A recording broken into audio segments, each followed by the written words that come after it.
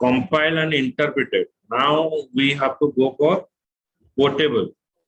Portable, it refers to the ability of a program to run on any platform without changing the source code. Okay, to run on any platform without changing the source code, so that is called the portable. Okay, मतलब आप portable अगर use करते हो तो आप किसी भी device में आपका एप्लीकेशन इसको रन कर सकते हो, so it is called the portable. Platform independent का मतलब है किसी भी ऑपरेटिंग सिस्टम में रन करना है. पोर्टेबल का मतलब है एनी ऑपरेटिंग सिस्टम में वो रन, एनी डिवाइस में वो रन हो सकता है. So that is called the portable. Next is, ये तरीका है कैसे, स्ट्रक्चर है कैसे जावा प्रोग्रामिंग रन होता है. First we store the Java file with the extension of .java. .java में हम स्टोर करते हैं. फिर यहाँ पर हम जावा कंपाइलर यूज करते हैं. Java compiler converting the source code into the byte code. Dot class file में बाइट कोड में कन्वर्ट होता है. तो जेवीएम क्या करेगा, बाइट कोड को फिर मशीन कोड में कन्वर्ट होगा.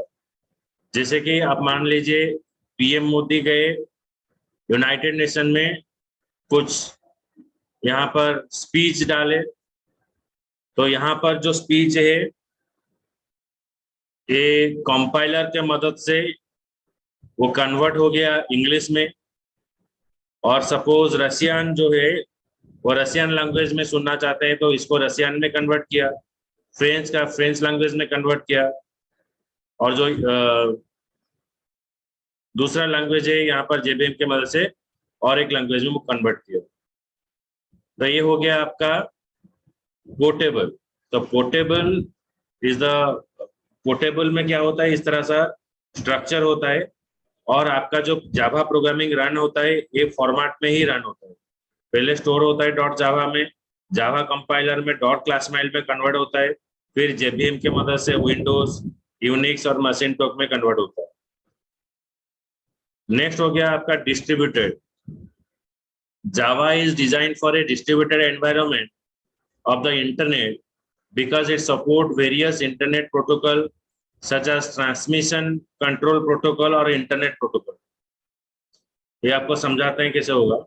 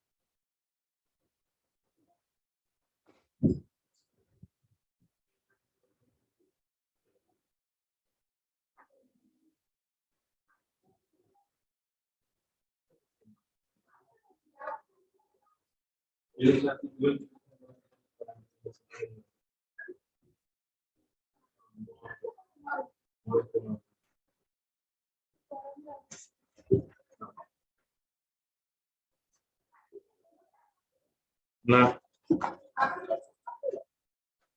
हम मना करें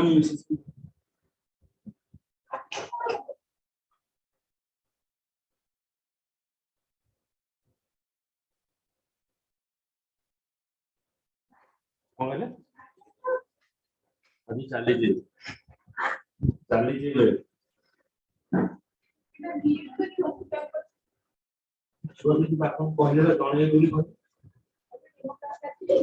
हाँ ଆପଣ କାଲି ମୋତେ କଣ କରିଲେ ବାହାରକୁ ଯିବାର ଅଛି ସେ ଜଣେଇଲେ କାଲି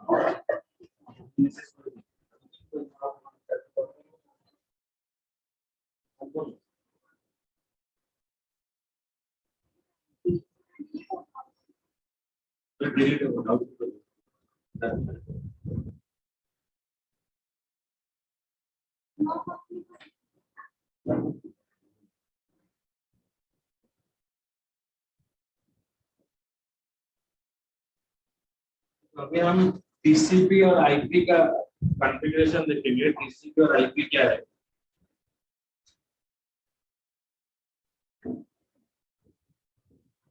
ये हो गया हमारा क्लाइंट, ये हो गया हमारा server.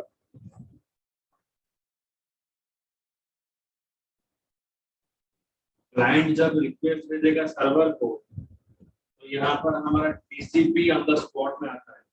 TCP stands for transmission control protocol. तो ये क्या करेगा, सारा रिक्वेस्ट को एक स्मॉल पैकेट में कन्वर्ट करेगा। तो it convert every request into small packet.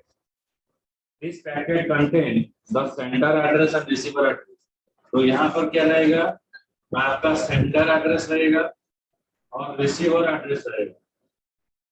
Sender address and receiver address रहेगा। Okay, so when client is giving a request to the server, so it convert all the requests into small packet, and every packet contains the sender address and receiver address. And यहाँ पर IP address on the role में आता है। IP को बोलते हैं internet protocol, जो क्या करता है ना, एवरी मशीन का एड्रेस यहाँ पर रहता है। क्लाइंट का एड्रेस रखता है और सर्वर का एड्रेस रखता है। तो जब आप रिक्वेस्ट भेज रहे हो, ये सारा रिक्वेस्ट को वो स्मॉल पैकेट में कन्वर्ट करेगा, और ये जो पैकेट है वो रिस्पॉन्सिबल रहेगा आप जो रिक्वेस्ट भेज रहे हो। सपोज मैं गूगल के लिए रिक्वेस्ट भेज रहा हूँ, तो मुझे गूगल मिल रहा है कि नहीं। मैं ट्विटर के लिए भेज रहा हूँ, मुझे ट्विटर का रिस्पांस मिल रहा है कि नहीं। सो दैट इज वेरीफाइड। ओके, तो टीसीपी क्या करता है ना, सारा रिक्वेस्ट को स्मॉल पैकेट में कन्वर्ट करता है और वो वेरीफाई करता है जो रिक्वेस्ट आप भेज रहे हो वही रिस्पांस आपको मिल रहा है। So that is the work of TCP and IP. तो Java support the TCP and IP so that it is called the distributor environment. इसको डिस्ट्रीब्यूटर एनवायरनमेंट इस तरह से बोला जाता है।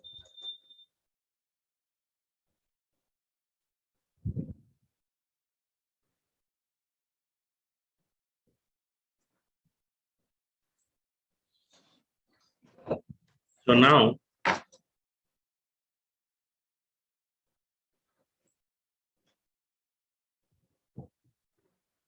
Java is secure.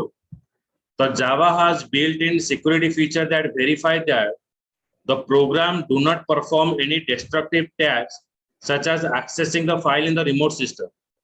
अभी क्या है, मैं अगर दूसरा सिस्टम में मैं रिमोट लेकर काम करना चाहूंगा, तो अगर मैं उसको मॉडिफाई करना चाहता हूं तो मैं मॉडिफाई नहीं कर सकता। तो इसको मॉडिफाई करने के लिए मुझे क्या चाहिए ना, परमिशन चाहिए। अगर मुझे परमिशन मिलता है तभी जाकर मैं उसका जो डिवाइस है उसमें मॉडिफिकेशन कर सकता हूं। लेकिन जो प्योर जावा ऑपरेटिंग सिस्टम है वो ऑटोमेटिक चेंज नहीं होता है। वो क्या करता है ना, पहले आपका रिक्वेस्ट को वेरीफाई करता है that you are the authenticate user और नॉट। अगर आप ऑथेंटिकेट यूजर हो तभी जाकर वो परमिशन देता है that you have to perform any kind of modification over there.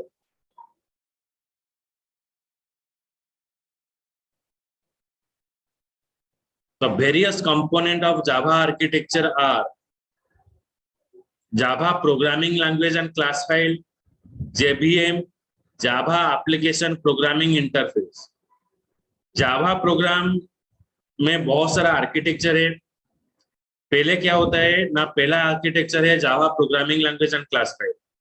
जब हम जावा प्रोग्रामिंग को रन करते हैं तो ये सेव होता है डॉट एक्सटेंशन डॉट जावा में स्टोर होता है। Dot Java file is compile to generate the dot class file. Java का फाइल कंपाइल होता है और वो कन्वर्ट होता है डॉट क्लास फाइल में, वो कन्वर्ट हो जाता है। डॉट क्लास फाइल क्या है ना, डॉट क्लास फाइल में जो डेटा रहता है वो 0 और 1 फॉर्मेट में रहता है। The JVM convert the byte code contained in the dot class file to the machine code। तो JVM में जो डॉट क्लास फाइल है वो मशीन कोड में कन्वर्ट होता है। पहले क्या होता है ना, हम जावा का प्रोग्राम डॉट जावा फाइल में स्टोर करते हैं, उसके बाद वो कंपाइल होता है, वो कन्वर्ट होता है डॉट क्लास फाइल में। डॉट क्लास फाइल जो है वो 0 और 1 फॉर्मेट में स्टोर होता है। उसके बाद JVM needs to be implement for each platform running on the different operating system। different operating system में इसको रन करने के लिए हमको JVM हर एक ऑपरेटिंग सिस्टम में इंप्लीमेंट करना पड़ेगा। So these are the 4 work of Java programming language and dot class file. ये समझ में आया या कुछ डाउट है इसमें?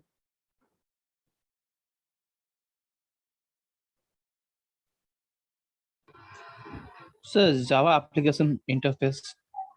हाँ, जावा एप्लीकेशन वो पढ़ेंगे, आगे पढ़ेंगे। मतलब ये पॉइंट समझ में आया? तो ये पहला पॉइंट हम डिस्कस करें। ठीक है।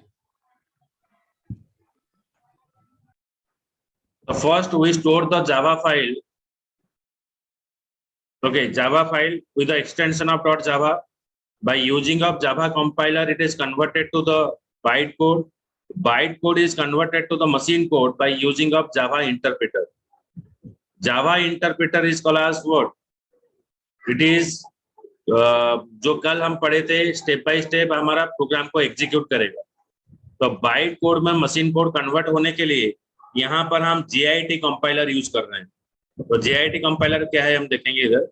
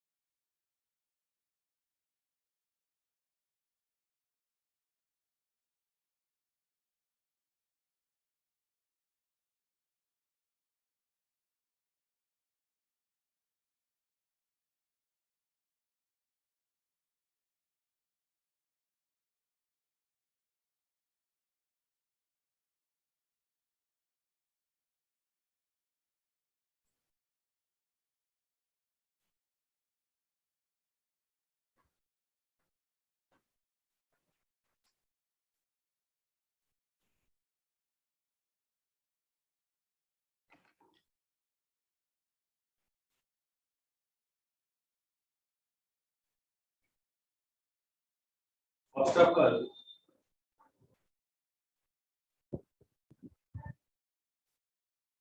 we store the file with the extension of .java।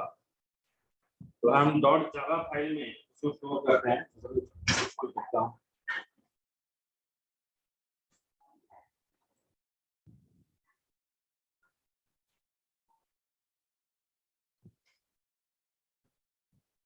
Then by using a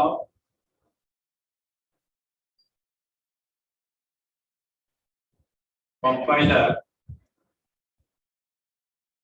it convert to the bytecode,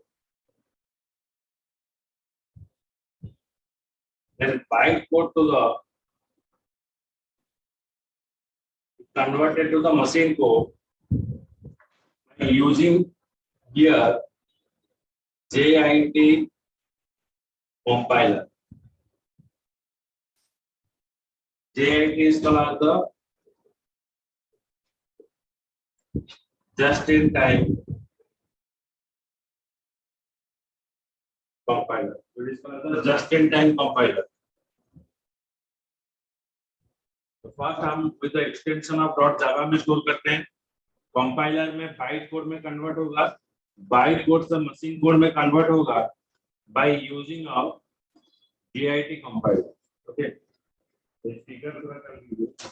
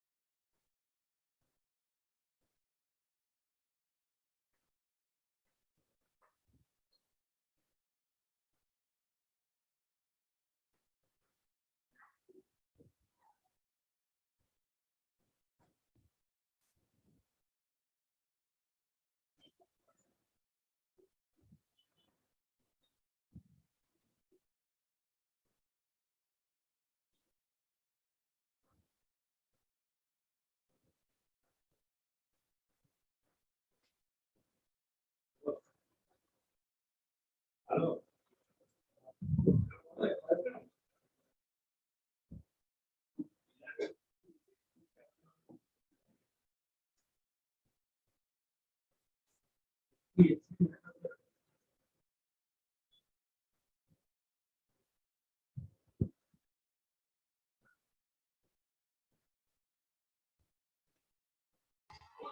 hello. ना ना ना.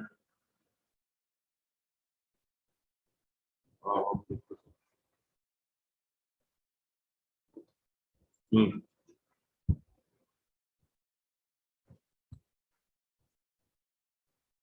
ओके, अभी आप देखिए JVM is called as the Java virtual machine or it is called as the engine of Java. All program execution starts from the JVM. देखो JVM क्या होता है, जावा का जो इंजन होता है उसको बोला जाता है JVM. It perform the base for all programming language. तो JVM में पहला क्या रहता है ना, क्लास लोडर रहता है, एग्जीक्यूशन इंजन रहता है, उसके बाद GIT कंपाइलर रहता है. तो क्लास लोडर का काम क्या है, तो JVM is called the engine of Java. All program execution starts from JVM. इस JVM सारा रूल, जावा का जो रूल और रेगुलेशन जो चीज है वो सारा चीज JVM में डिफाइन किया जाता है. जैसे कि हम इंग्लिश का प्रोग्राम, इंग्लिश का लैंग्वेज हम पढ़ रहे हैं, हिंदी का पढ़ रहे हैं, तो उसमें क्या होता है ना, ग्रामेटिकल रूल रहता है. तो सिमिलर में प्रोग्रामिंग लैंग्वेज में भी कुछ ग्रामेटिकल रूल रहता है. वो सारा रूल और रेगुलेशन जावा में JVM ही डिसाइड करता है. तो JVM में पहला चीज क्या है ना, क्लास लोडर रहता है. अब what is class loader? Suppose आप मान लीजिए एक प्रोग्राम हम लिखेंगे to display text on the screen. Screen में कुछ टेक्स्ट हम डिस्प्ले करेंगे. तो स्क्रीन में टेक्स्ट डिस्प्ले करने के लिए पहले हम यूज करेंगे क्या, सी प्रोग्रामिंग में हमको लिखना पड़ेगा stdio.h. जब मैं stdio.h यहाँ पर लिखता हूँ तो ऑटोमेटिक मेरा क्या होता है ना, प्रिंटफ भी लोड होता है जो डिस्प्ले करने के लिए है, और यहाँ पर स्कैनफ भी लोड होता है. So two method it is inserted. One is printf and scanf. Printf का मतलब है डिस्प्ले, scanf का मतलब है accept the input and store in a variable. ये दोनों का वही काम है. लेकिन यहाँ पर एक चीज प्रॉब्लम है क्या, मुझे सिर्फ डिस्प्ले करना है, मुझे एक्सेप्ट नहीं करना है. लेकिन जो मैं stdio.h लिख रहा हूँ तो ऑटोमेटिक क्या होगा, मेरा printf और scanf दोनों लोड हो जाएगा. तो जावा में क्या होता है ना, इस तरह से जो अननेसेसरी जो चीज है वो लोड नहीं होता है। यहाँ पर देखिए अगर एसटीडीआई और रोटेशन लिखेंगे तो प्रिंट टेप और स्कैनर दोनों लोड होते हैं। तो मेरा प्रिंट टेप स्कैनर का कोई काम नहीं है, लेकिन जैसे कि मैंने एसटीडीआई और रोटेशन इंपोर्ट किया तो स्कैनर ऑटोमेटिकली आ जाएगा। तो जावा में क्या होता है, सपोज एक प्रोग्राम हम डिस्प्ले करने के लिए लिख रहे हैं तो ये 2 KB है, आफ्टर कंपाइलेशन है 10 KB हो जाएगा। लेकिन same program if you want to display hello तो जावा में वो क्या हो जाएगा, जावा में वो 4 KB के आसपास आ जाएगा। मतलब जो अदर प्रोग्रामिंग लैंग्वेज से बहुत कम है। तो Java is only loading the particular classes which is required run time. Run time में जो चीज चाहिए वही चीज वो लोड करता है, अननेसेसरी मेथड वो लोड नहीं करता है। That is the benefit of what class loader. तो क्लास लोडर जेवीएम में क्या होता है, it is only loading the class which is required at run time. Got it? समझ में आया? Yes, sir.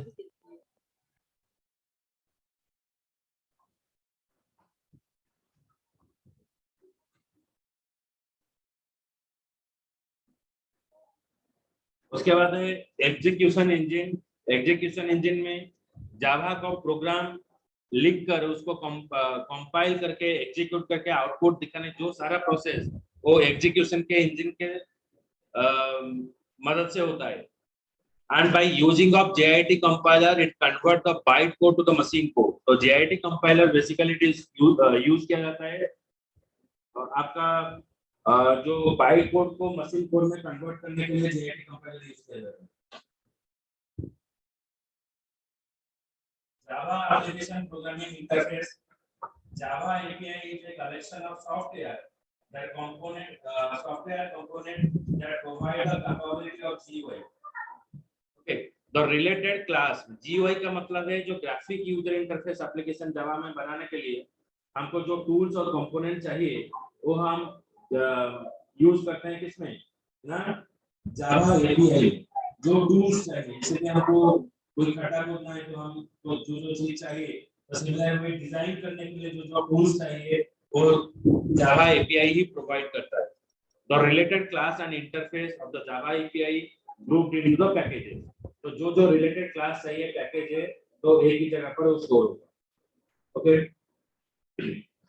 तो ये हो गया आपका Java programming language and interface.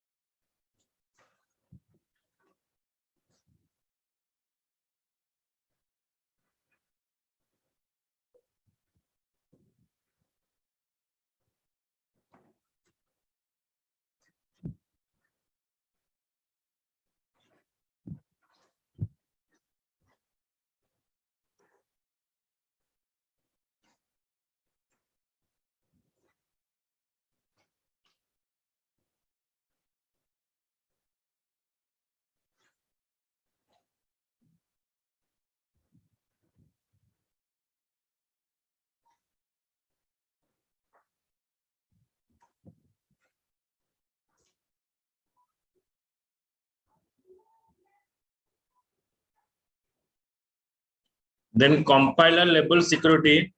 Java prevent the error that arise due to the improper memory uses, reducing the compile time error. तो यहाँ पर और एक चीज है, इसको समझना पड़ेगा। Compiler level security, compiler level security में क्या होता है,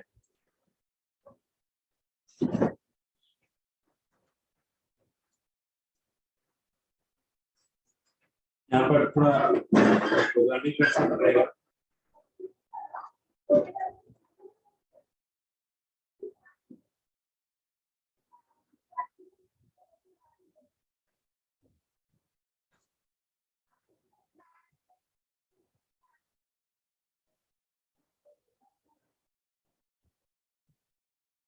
सपोज मैं एक इंटीजर का दो वेरिएबल डिफाइन करता हूँ int a एंड b, तो a is equal to 10, b is equal to 5 और c इज इक्वल टू 10/5। जब c इज इक्वल टू 10/5 हम लिखेंगे तो ये हमको आउटपुट दे देगा 2। ओके, तो देखिए यहाँ पर दो इंटीजर वेरिएबल मैंने डिफाइन किया, int a is equal to 10,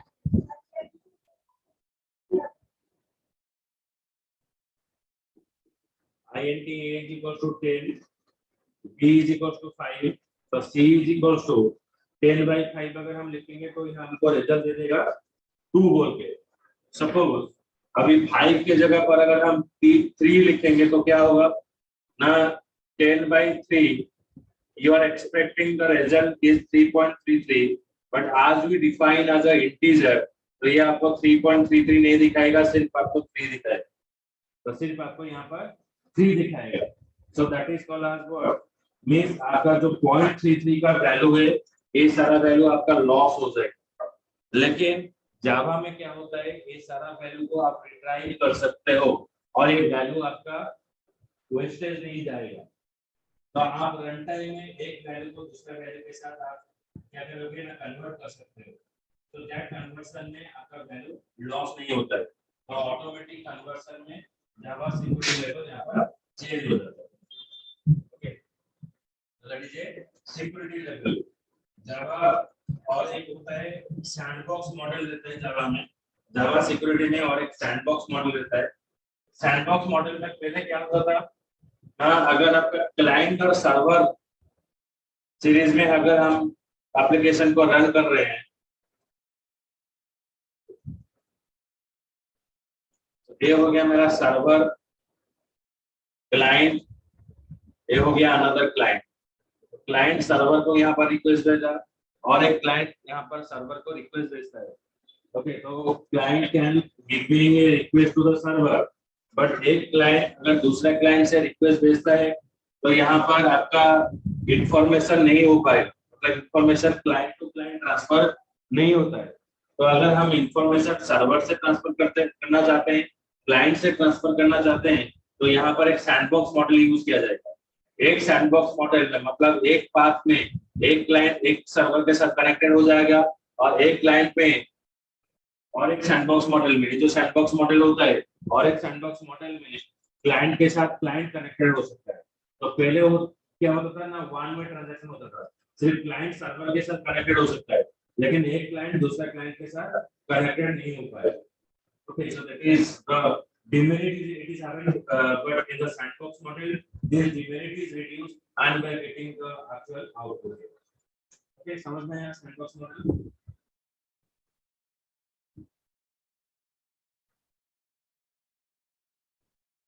इससे कमांड समझ में आया?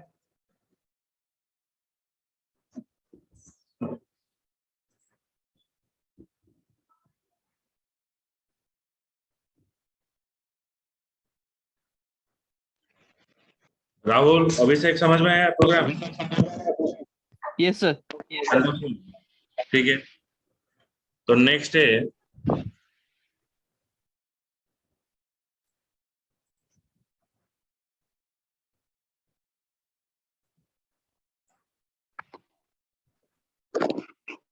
garbage collection. Garbage collection is the process that is used to free the memory of the object that are no longer in use. तो garbage collection एक process होता है, वो memory को automatically free करता है जो use में नहीं आता है। When the program stops referencing an object and it is not required anymore, that can be deleted. Okay. Just a minute.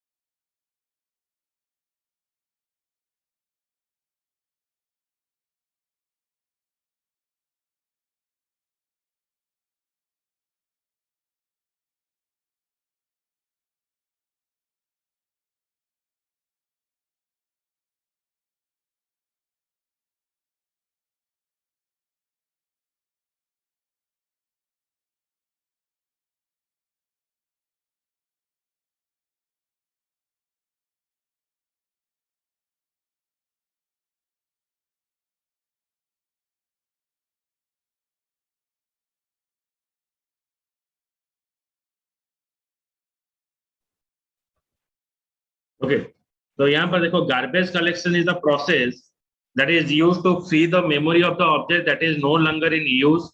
When the program stops referencing and it is not required anymore, that can be deleted. जैसे क्या होता है, घर में हमारा dustbin रहता है, dustbin में का काम क्या है, हमारा जो अननेसेसरी चीज है हम उसको डाल देते हैं उधर, वो वहां पर क्या होता है, कोई आदमी आकर उसको उठाकर साफ करता है। तो सिमिलर वे गार्बेज कलेक्शन क्या है ना, हम जब प्रोग्राम लिखेंगे कोई भी अननेसेसरी मेमोरी होगा, वो मेमोरी को डिलीट करने के लिए हम गार्बेज कलेक्शन यूज करते हैं। तो when the program stops referencing an object and it is not required anymore, that can be deleted. The space that is used by the object is released for use by the another object. जो space उसको मिलता है, वो space another object को वहां पर मिल जाता है। Garbage collection feature implies that the new objects are created and all unreferenced objects are deallocated from the memory. तो गार्बेज कलेक्शन फीचर क्या क्या बोलता है, जस्ट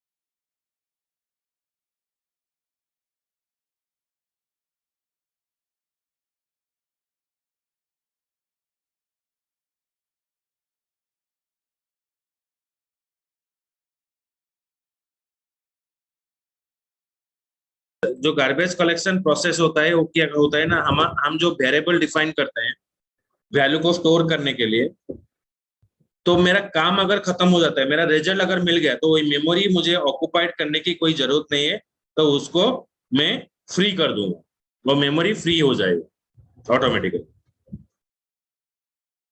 तो that is called as garbage collection process. ये अगर खत्म हो जाएगा फिर से ज्वाइन करना। Garbage collection feature implies that the new objects are created and all on-reference objects are deallocated from the memory. ये जो गार्बेज कलेक्शन का प्रोसेस होता है वो तीन तरीका से सॉल्व होता है। One is reference counting collector, tracing collector, और another is compacting collector. So in the three way we can use the garbage collection approach: a reference counting collector, tracing collector, and compacting collector.